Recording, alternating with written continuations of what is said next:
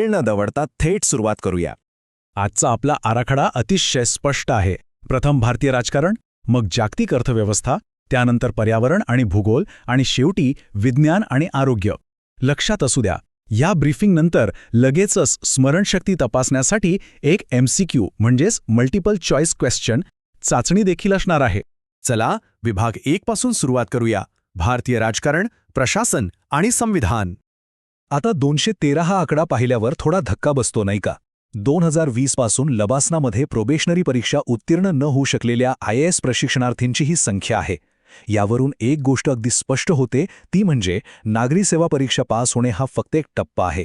प्रत्यक्ष मैदानी चाचणी आणि मूल्यांकन प्रक्रिया किती कठोर असते हेच यातून दिसून येते. पुढे वळूया राष्ट्रपतींच्या अध्यादेशाशी संबंधित कलम 123 कडे. इथला सर्वात महत्त्वाचा मुद्दा असा आहे की या अध्यादेशाचा जास्तीत जास्त कालावधी केवळ 6 महिने आणि 6 आठवडे इतकाच असतो. ही विशिष्ट कालमर्यादा का बरं?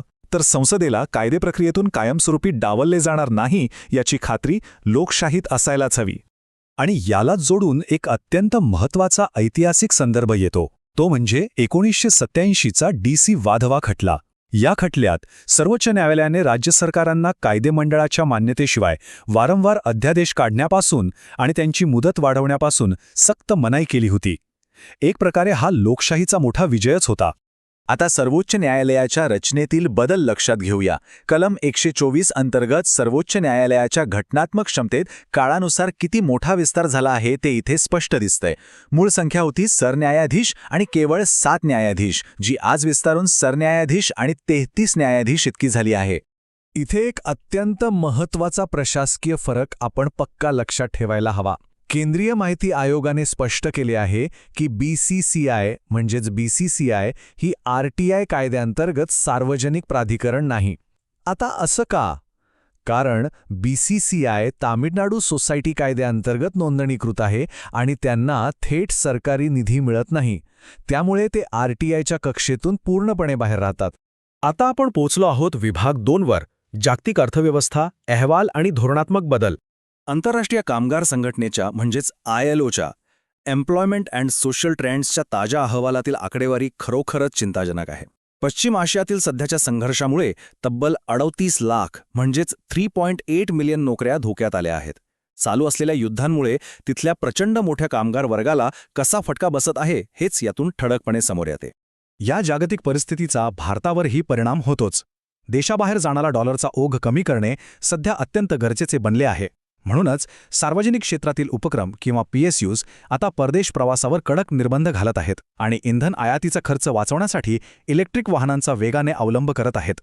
परकीय चलन वाचवण्यासाठी उचललेलं हे एक महत्त्वाचं पाऊल आहे. आणखी एक मनोरंजक जागतिक घडामोड म्हणजे भविष्यातील राजकारणात नॉर्डिक देश अत्यंत महत्त्वाचे ठरणार आहेत. स्वच्छ ऊर्जा तंत्रज्ञान आणि आर्क्टिक प्रदेशातील प्रवेशासाठी ही ठिकाणे आता धोरणात्मक केंद्रे बनत चालली आहेत.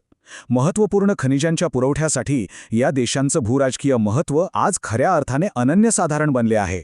चला तर मग आता वळूया विभाग 3 कडे, पर्यावरण आणि भूगोल, संसाधने आणि वन्यजीव. निसर्गाची किमया खरोखरच अजब असते. आसाममधून पश्चिम आशियात निर्यात होणारे अत्यंत महागडे अगरवूड हे प्रत्यक्षात झाडाला झालेल्या बुरशीजन्य संसर्गाचा नैसर्गिक परिणाम आहे. म्हणजे विचार करा, एका आजाराला झाडाने दिलेल्या प्रतिक्रियेतूनच हा अत्यंत मौल्यवान आणि सुगंधी डिंक तयार होतो. आहे की नाही आश्चर्यकारक? आता थोडे दक्षिणेकडे जाऊया. कर्नाटकातील कुक्के सुब्रमण्य मंदिर अलीकडेच खूप चर्चेत आले. हे धार्मिक स्थळ त्यांच्या विशेष अशा नागपूजेच्या परंपरेतून राज्याच्या महसुलात सर्वाधिक भर घालणाऱ्या प्रमुख केंद्रांपैकी एक ठरले आहे. परंपरा आणि अर्थव्यवस्था यांचा हा खरोखरच एक अनोखा मेळ आहे. वन्यजीव आणि लोकसांख्यिकीच्या दृष्टीने हा एक महत्त्वाचा मुद्दा आपण नक्कीच लक्षात ठेवायला हवा. गोंड आदिवासी समुदाय आणि चपराला वन्यजीव अभयारण्य यांची परिसंस्था एकमेकांशी अत्यंत घट्टपणे जोडलेली आहे. ही माहिती परीक्षेच्या दृष्टिकोनातून अतिशय उपयुक्त ठरू शकते. याशिवाय गोवर्धन आणि सतत यांसारख्या अचूक आणि लक्षकेंद्री सरकारी उपक्रमांचा उल्लेख करणेही आवश्यक आहे.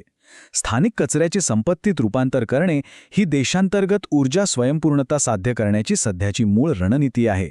यामुळे विकेंद्रित जैव ऊर्जेला मोठी चालना मिळत असून आपली ऊर्जा सुरक्षा अधिक बळकट होत आहे. आणि आता या विश्लेषणाचा शेवटचा टप्पा, विभाग 4, विज्ञान आणि आरोग्य, औषध आणि तंत्रज्ञान. वैद्यकीय क्षेत्रात सध्या एक अत्यंत महत्त्वाचा बदल नोंदवला गेला आहे. आतापर्यंत PCOS म्हणून ओळखल्या जाणाऱ्या आजाराला आता अधिकृतपणे PMOS म्हणजेच पॉलीएंडोक्राइन मेटाबॉलिक ओव्हेरियन सिंड्रोम असे म्हटले जात आहे. या सिंड्रोमचे गुंतागुंतीचे चयापचय स्वरूप अधिक अचूकपणे स्पष्ट करण्यासाठी आणि वंध्यत्वाच्या आव्हानांवर लक्ष केंद्रित करण्यासाठी हा बदल करण्यात आला आहे. आणि आता या अत्यंत महत्त्वाच्या धोरणात्मक घडामोडीकडे आपण सर्वांनी लक्ष द्यायलाच हवे. राजस्थानमध्ये एक अत्यंत प्रगत सेमीकंडक्टर उत्पादन प्रकल्प विकसित केला जात आहे. भारताच्या देशांतर्गत तंत्रज्ञान आणि हार्डवेअर स्वयंपूर्णतेसाठी ही एक प्रचंड मोठी आणि ऐतिहासिक झेप असणार आहे, हे मात्र नक्की. ज्ञानाच्या या सर्व महत्त्वाच्या टप्प्यांमधून आपण यशस्वीपणे पार पडलो आहोत. आत्तापर्यंत जे काही पाहिले आणि समजून घेतले आहे ते सर्व मनात पक्के साठवून ठेवा, कारण ज्ञानाची परीक्षा आता अगदी याच क्षणी सुरू होत आहे. पण तत्पूर्वी एक विचार नक्की करूया. तंत्रज्ञान आणि पर्यावरणाचा हा वेगाने बदलणारा समतोल भविष्यात जागतिक सत्ता संघर्ष कसा बदलून टाकेल, यावर विचार करत रहा आणि चाचणीसाठी खूप खूप शुभेच्छा.